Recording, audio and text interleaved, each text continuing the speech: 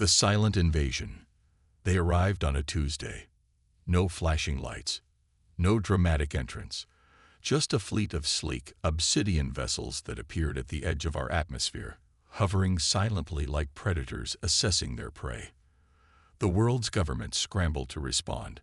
Militaries went on high alert, and civilians stared at their screens in a mixture of awe and terror. Humanity's first contact was unfolding before our eyes. The aliens called themselves the Meridians, tall, slender beings with iridescent skin that shifted colors with their moods. They communicated telepathically among themselves, but had quickly developed translation devices to speak with Earth's leaders. Their message seemed benign. They were explorers, they said, seeking alliance and cultural exchange with other intelligent species across the galaxy. Dr. Elena Rice, Earth's leading xenobiologist, was among the first humans selected to board the Meridian mothership. A brilliant scientist with a sharp intuition, Elena had spent her career theorizing about extraterrestrial life. Now, standing before actual aliens, she felt both vindicated and humbled.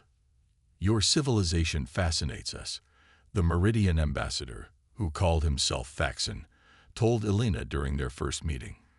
"We offer friendship and technological advancement beyond your wildest dreams." For 6 months, the relationship flourished. The Meridians shared medical technology that cured previously incurable diseases. They provided energy solutions that promised to end Earth's dependence on fossil fuels. World leaders signed treaties with the aliens, and humanity began to believe in a bright future of interstellar cooperation. But Elena noticed inconsistencies, small details that didn't align with the Meridian story. During authorized tours of their vessels, she glimpsed weapons unlike anything she'd ever seen. When she asked questions about Meridian biology, their answers seemed rehearsed, lacking the natural variations one would expect from honest responses. Late one night, working alone in her lab at the Global First Contact Center in Geneva, Elena discovered an encrypted signal emanating from the Meridian ships. After 3 days of non-stop work, she cracked the code. What she found chilled her to the bone. The Meridians weren't explorers. They were harvesters. Earth was just the latest planet in a long list of worlds they had infiltrated, exploited, and ultimately stripped of resources. The medical treatments they provided contained nanobots designed to eventually render humans compliant. The energy technology was a Trojan horse, meant to interface with Earth's power grid and disable it when the time came. Elena immediately contacted United Nations Secretary General Amara Okafor, sending her findings through secure channels. "We need to prepare," she wrote. "This isn't first contact. It's the first stage of an invasion." Secretary General Okafor called an emergency closed session of the Security Council, but before they could act, the Meridian struck. At exactly 3:17 a.m. Greenwich Mean Time, every Meridian ship around the world simultaneously activated powerful energy fields that disabled electrical systems across the planet. Communications went dark, defense systems failed, and from the bellies of the ships emerged swarms of smaller vessels that rained destruction on Earth's major cities. New York, Beijing, London, Mumbai, Rio de Janeiro, Sydney, all attacked with surgical precision, targeting government buildings, military installations, and communication hubs. Millions died in the first hour, but humanity wasn't completely unprepared. Elena's warning had reached some key individuals. In underground bunkers and secret facilities around the world, backup systems kicked in. Military leaders who had been skeptical of the aliens from the start implemented emergency protocols. Elena found herself rushed to a facility deep beneath the Rocky Mountains, the headquarters of a contingency plan that few knew existed. Project Failsafe, a multinational initiative created quietly after the Meridians' arrival by those who hadn't fully trusted the aliens' intentions.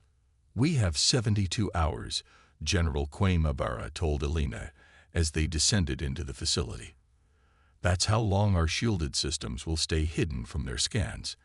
After that, if we don't have a countermeasure, they'll find us too." The facility was a hive of activity. Scientists, military personnel, and government officials from around the world worked frantically to analyze Meridian technology. Every scrap of data collected during the 6 months of peaceful contact was being scrutinized. They made one mistake, Elena said during the first emergency meeting. They assumed we would trust them completely. But humans have a long history of suspicion. We've been analyzing their tech since day one. Dr. Raj Patel, a quantum physicist who had been studying the aliens' energy systems, stepped forward. Their ships use a form of quantum entanglement for propulsion and weapons. It's incredibly advanced, but it's not magic. There's a pattern to it. Can we disrupt it? General Ibarra asked. Theoretically, yes, Raj replied. But we'd need to create a counter-resonance field that matches their quantum signature exactly. One wrong calculation, and it wouldn't work. Elena stood up, determination etched on her face. Then we better not make any wrong calculations. What followed was the most intensive scientific collaboration in human history. While the Meridians continued their assault above ground, destroying cities and battling the remaining military forces that could still fight, the team at Project Failsafe worked without rest. Day and night blurred together. Elena found herself working alongside the greatest minds on Earth. People who had once been competitors now fighting for humanity's survival. Dr. Ming Zhao, the Chinese physicist who had been Elena's academic rival for years. Professor Khalid Al-Fahim, whose revolutionary work on quantum computing had changed the field. Dr. Sofia Rodriguez, whose expertise in alien linguistics had helped to decode the Meridians' communications. By the end of the second day, they had a prototype, a device they called the Sentinel. It looked deceptively simple, a spherical object about the size of a basketball, covered in intricate circuitry and emitting a faint blue glow. It works by creating a cascading quantum disruption, Raj explained to the military leaders. When activated near a Meridian ship, it will interfere with their entanglement field, essentially shutting down their technology. Range? General Ibarra asked. About 500 meters for each device, Ming answered. We'll need to get them close to their ships. And we can build how many? Elena checked her calculations. With the materials we have here, maybe 20. Not enough for a global defense. Secretary General Okafor, who had barely survived the attack on UN headquarters and had been brought to the facility, spoke up. Then we need to make them count. Target their command ships. Cut off the head of the snake. The problem was identifying which ships were the command vessels. The Meridian fleet all looked similar from the outside, and they constantly moved in complex patterns that made tracking individual ships nearly impossible. It was Sophia who found the solution. Their communication patterns, she said, pulling up a visual representation of intercepted Meridian signals. There's a hierarchical structure. These 5 ships, she highlighted them on the display. They're receiving reports and sending orders. They're the commanders. With targets identified, the next challenge was deployment. The remaining military forces couldn't get close enough. The Meridians had established air superiority and shot down anything that approached their vessels. We need a different approach, Elena said. Something they won't expect. Commander Jackson Wei, a former Special Forces operator who now led what remained of the North American Defense Command, had been silent until now. Civilians, he said simply. They're not targeting civilians directly unless they resist. They want Earth's resources. That includes the human population. They're cataloging us, not eliminating us. You want to send civilians on a suicide mission? General Ibarra asked incredulously. No, Jackson replied. I want volunteers who can move through occupied territory without raising suspicion. Small teams, carrying 1 device each, approaching the target ships under the guise of submission. It was a desperate plan, but desperation was all humanity had left. Over the next 24 hours, as the Meridians established ground control over major urban centers, Project Failsafe prepared. The 20 Sentinel devices were completed. 20 teams were formed, each consisting of 3 volunteers, a scientific expert to operate the device, a former military personnel to provide tactical guidance, and a local who knew the target area. Elena insisted on leading one of the teams herself. "I discovered their true intentions," she said when General Abera objected. "I need to see this through." Her team was assigned to target the primary command ship hovering over what remained of Washington, D.C. With her were Jackson Wei and Dr. Thao Nguyen, a Vietnamese-American physicist who had grown up in the D.C. area. As they prepared to leave the facility, Secretary General Okafor addressed all the teams. "What you're about to attempt may determine the future of our species," she said, her voice steady despite the weight of her words. "If we fail, the Meridians will strip our world bare and leave us broken. But if we succeed, we'll have taught them, and any others watching from the stars, that humanity is not prey. We are not to be underestimated." Elena checked the Sentinel device one last time, securing it in a specially designed backpack that would shield its energy signature from Meridian scanners. As the facility's massive blast doors opened for the first time since the invasion began, she felt a strange calm settle over her. The world outside was changed. The sky had an unnatural purple tint from the Meridian energy fields. Distant explosions punctuated the eerie silence, but somewhere out there, billions of humans were fighting, hiding, surviving, waiting for a chance. It was time to give them that chance. As Elena's team emerged into the devastated landscape, she whispered a promise to herself and to the planet she called home. This is not how our story ends. Humanity's response. Moving through the ruins of Washington, D.C. was like navigating a nightmare. Once majestic monuments stood broken against the purple-tinged sky. The White House was a smoking crater. The Capitol building had been cleaved in half by what appeared to be a single, precise energy strike. And above it all loomed the Meridian command ship, a massive obsidian structure that blotted out the sun. Elena, Jackson, and Thao moved carefully, joining streams of displaced civilians being herded by Meridian ground forces, bipedal machines that seemed to be remotely controlled rather than autonomous. The aliens themselves rarely left their ships, preferring to use these mechanical proxies for direct interaction with humans. "They're gathering people at processing centers," Thao whispered, pointing to a massive temporary structure that had been erected in what used to be the National Mall. "Cataloging us like inventory." Jackson's eyes narrowed as he assessed the situation. "Perfect cover. We'll join the line, get inside, then find a way to break off and reach the central atrium. That should put us directly beneath the command ship." Elena clutched the backpack containing the Sentinel device tighter. "And if we're discovered, then we activate it immediately and hope we're close enough to do some damage," Jackson replied grimly.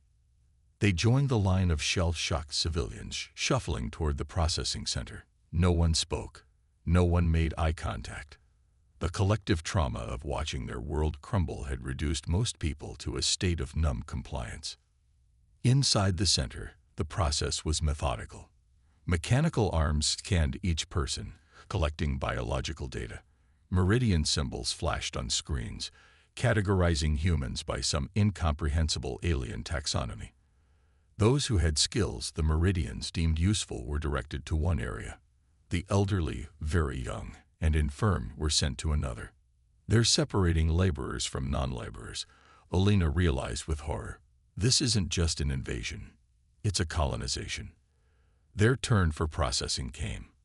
Elena felt her heart hammering as the cold metal scanner passed over her body. She feared it might detect the Sentinel device, but the backpack's shielding held. They were directed to the skilled laborers section, which gave them more freedom of movement. While the guards were distracted with a new batch of arrivals, the team slipped away down a maintenance corridor.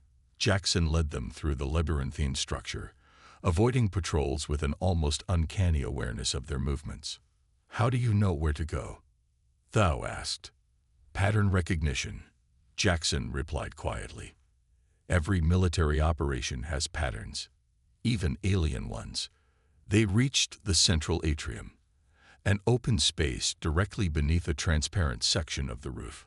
Above them, the belly of the command ship was clearly visible, hovering less than 1,000 feet up. "This is it," Elena said, carefully removing the Sentinel from her backpack. The device hummed softly as she activated it, the blue glow intensifying. "Once I initiate the quantum cascade, we'll have about 30 seconds before the disruption reaches full strength." "And then?" Thao asked.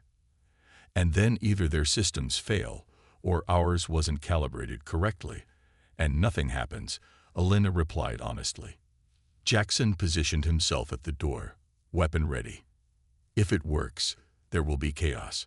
Every Meridian proxy in the area will go offline, but there may be actual Meridians in the ship who could survive the crash. We need to be ready to move quickly." Elena took a deep breath and pressed her palm against the activation panel of the Sentinel. The device vibrated, its glow changing from blue to a pulsing white. "Cascade initiated," she announced. For a moment, nothing seemed to happen. Then a high-pitched whine filled the air. The lights in the processing center flickered.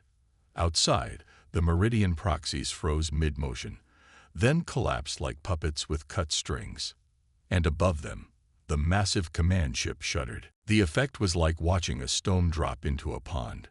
Ripples of energy visibly disrupted the ship's sleek surface. Its hovering became erratic. Then, with a deafening groan of stressed metal, the ship began to descend.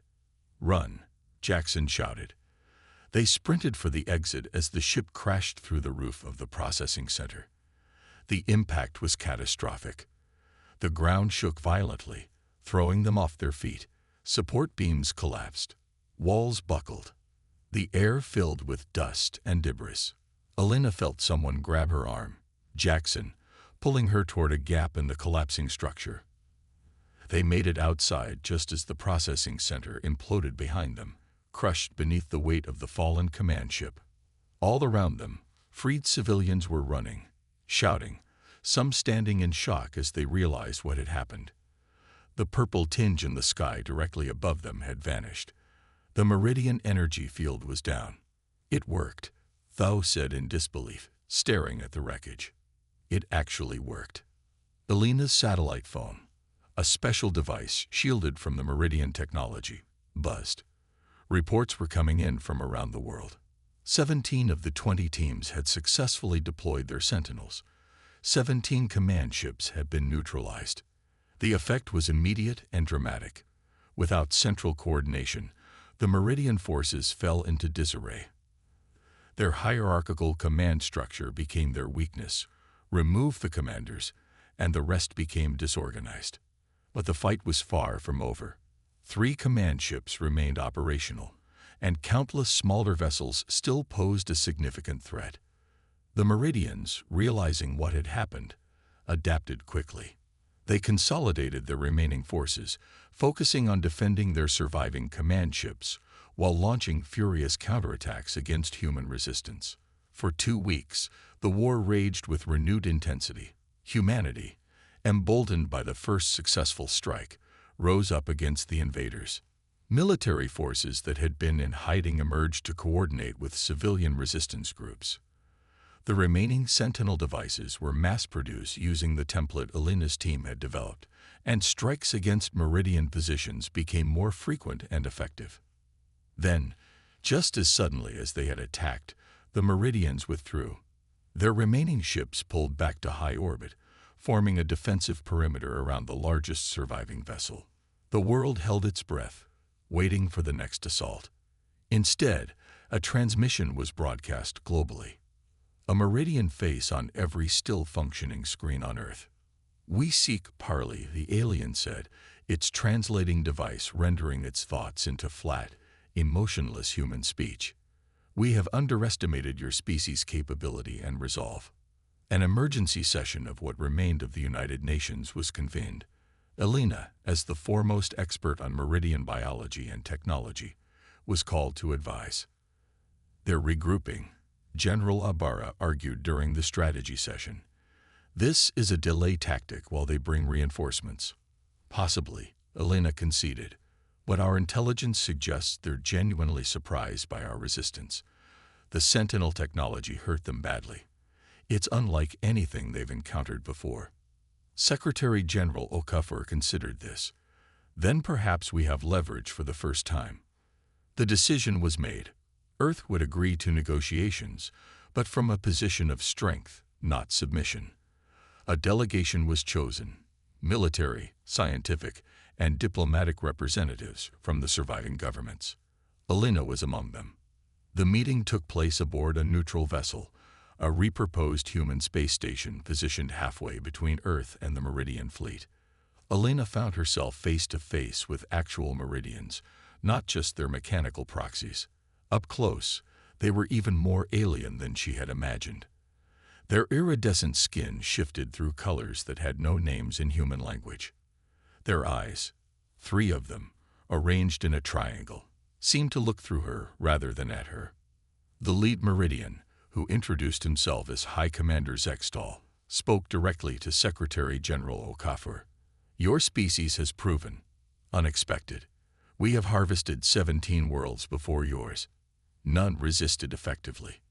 We are not those other worlds, Okafor replied evenly, and we are not finished fighting. Alina watched the color patterns on the alien skin shift rapidly. Their version of emotional expression, she realized. Was it anger? Fear? Respect? She couldn't tell yet. What terms do you propose? Zextal asked. Okafor's response was immediate and firm. You will leave our solar system, all of you, immediately and permanently. You will transmit the locations of all other Meridian fleets so we can monitor their movements. And you will provide reparations for the damage you've caused. Technological knowledge that we can use to rebuild. The Meridian's skin flashed a deep crimson. These terms are unacceptable. We require resources. Your world has them in abundance. Then find them elsewhere. Jackson Wei cut in, his voice hard. Because the alternative is that we deploy our quantum disruption technology against every ship in your fleet. We've already begun mass production. It wasn't entirely true. Earth had the capability to produce more Sentinels, but not enough to target the entire Meridian fleet simultaneously. But the aliens didn't know that. Zextal conferred with the other Meridians in their telepathic language. Their skin colors shifted in synchronized patterns. Finally, the High Commander turned back to the human delegation. We propose a compromise. We will leave your solar system and provide the technological knowledge you request. In return, you will share the quantum disruption technology with us. Alina almost laughed at the audacity. So you can neutralize it and return with impunity. No. The negotiations continued for 3 days. The final agreement was reached only after Alina made a crucial discovery while analyzing the biological data collected from the Meridians during the talks. They're dying, she told Secretary General Okafor in private. Their species is suffering from genetic degradation. That's why they harvest worlds.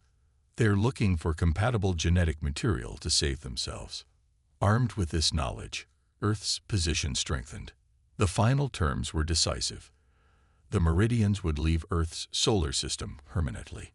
They would provide technological knowledge as reparations, and Earth would help research a solution to their genetic problem.